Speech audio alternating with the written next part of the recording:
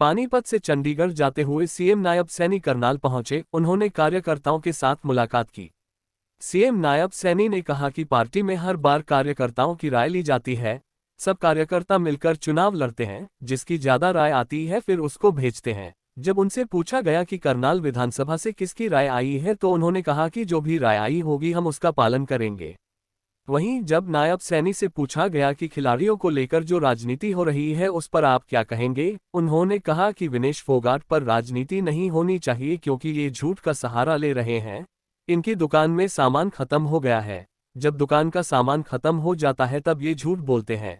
कभी बोलते हैं संविधान खत्म हो जाएगा, कभी बोलते हैं खाते में 8,500 रुपये आएंगे, कभी बोर्ड लगाकर ये गारंटी देते हैं। अब उनके पास जन समर्थन नहीं रहा। जब जन समर्थन नहीं रहता तब ये अलग अलग तरह की बातें करते हैं।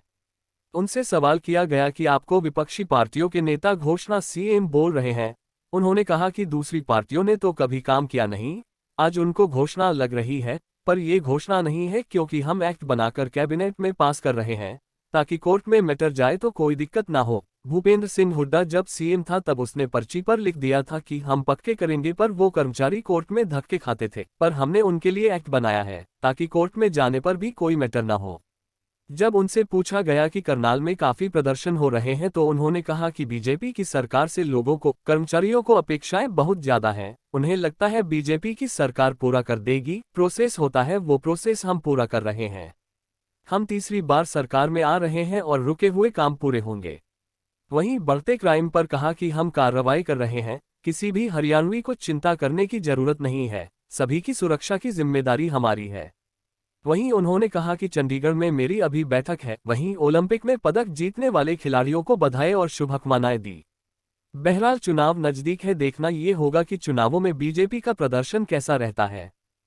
देखिए, अच्छा है पार्टी ने जो हर बार इस प्रकार की राय कार्यकर्ताओं के नीचे से ली जाती है, क्योंकि कार्यकर्ताओं की जो राय आएगी उससे अच्छा फीडबैक आता है और फिर सब कार्यकर्ता मिलकर के लगते हैं, क्योंकि उनकी राय लेते हैं और जिसकी ज़्यादा राय आती है उसको वहाँ पर भेजते हैं।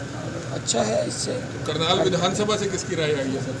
देखिए, मुझे मालूम नहीं है, वो कार्यकर्ताओं ने जो अपनी राय दी होगी तो उसका हम पालन करेंगे। देखिए, नहीं होनी चाहिए, ये झूठ का सहारा ले रहे हैं क्योंकि इनकी दुकान का सामान ख़त्म हो चुका है। जब दुकान का सामान ख़त्म हो जाता है तो झूठ बोलते हैं।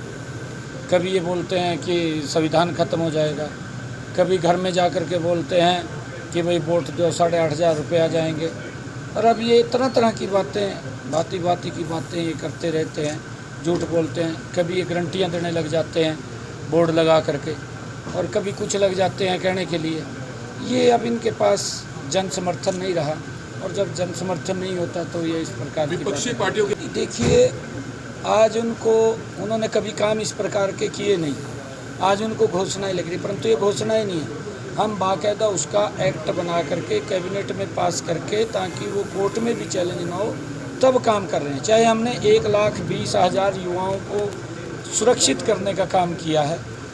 वो इनके समय के अंदर तो भूपेंद्र सिंह हुड्डा कांग्रेस के समय में एक खाली पर्ची पर लिख कर दे देते, कहा जी हम इनको पक्के कर रहे हैं, परंतु कोर्ट में चैलेंज हो जाते थे, घूमते रहते थे वो।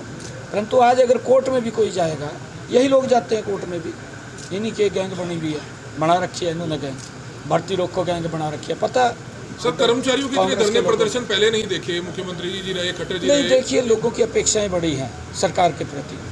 अच्छा है, लोगों की अपेक्षाएं बढ़ती हैं क्योंकि उनको मालूम है कि और कोई किसी से हम अपेक्षा नहीं कर सकते।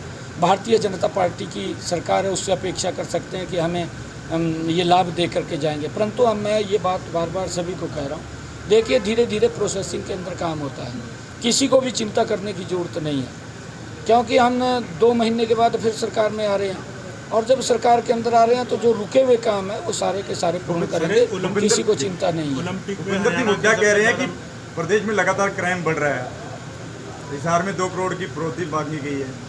जिसने भी इस प्रकार की, मैंने कहा है कि हमारी सरकार, हमारी पुलिस तत्परता से ऐसे लोगों के खिलाफ कार्रवाई कर रही है और उनको सलाखों के पीछे भी डालने का काम कर रही है।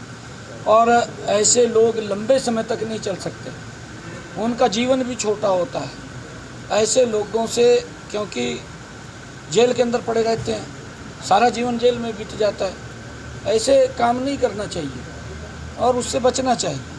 हमारी सरकार हर हरियाणवी की 2,80,000 लोगों की सुरक्षा का जिम्मा ये हमारा है। किसी भी व्यक्ति को कोई चिंता करने की ज़रूरत नहीं है। अगर कोई व्यक्ति इस प्रकार का भय पैदा करना चाहेगा, उसके खिलाफ सख्त कार्रवाई होगी, हर प्रकार की होगी। विपक्षी चंडीगढ़ में बैठक है मेरी, चंडीगढ़ में हमारे नेता पहुंच चुके हैं। मैं तो अभी लेट हूँ, मैं तभी जल्दी निकल 2-3 बजे तक बैठक चलेगी आज भी। चलेगी, बैठकें चलती रहेगी। हरियाणा के सबसे ज़्यादा मेडल हैं, किस तरह की हैं जी। ओलंपिक में हरियाणा के खिलाड़ियों के सबसे ज़्यादा मेडल। मैं सभी खिलाड़ियों को हरियाणा के बहुत बहुत बधाई देता हूँ, शुभकामनाएं देता हूँ कि उन्होंने हरियाणा के नाम को ऊंचा किया है और 5 मेडल हरियाणा के ही खिलाड़ी हमारे भारत के अंदर लेकर के आए हैं। मैं उन्हीं सब खिलाड़ियों को बहुत बहुत बधाई और शुभकामनाएं देता हूँ। ठीक है।